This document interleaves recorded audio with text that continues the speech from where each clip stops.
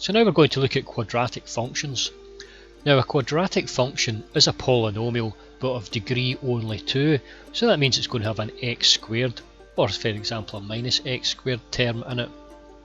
Now you might be wondering why we're bothering with this particular polynomial of degree 2. Well, quadratic functions appear in lots of basic physics, and we use them in mathematics as well. So for example, the trajectory of a projectile, so if you pick up a ball and throw a ball, it follows a parabolic curve. Now a parabolic curve is created by a quadratic function.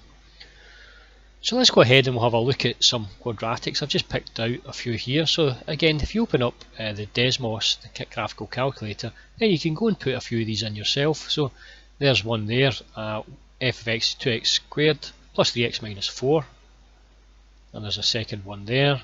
And now you can see this is a minus x squared, it runs in this direction. The positive x squared runs like this. And there's another one there. So you can go ahead and you can put these in and you can try out and just see a few quadratic functions.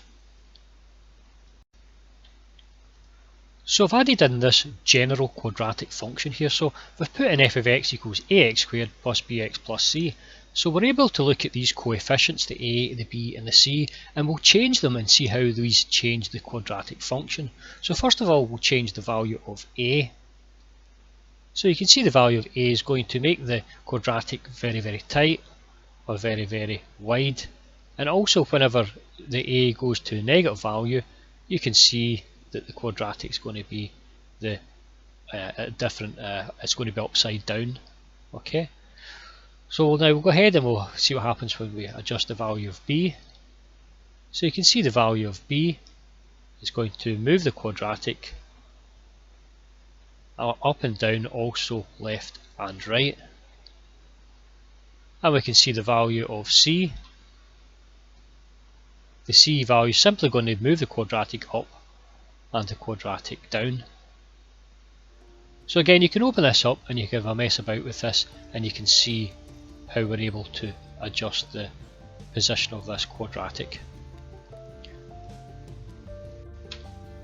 So this is our general form for a quadratic function, ax squared plus bx plus c. Now if a is positive, then we get this shape here.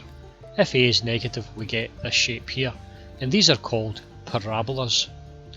So let's go on in the next video and we'll see how we're able to sketch these parabolas given the function.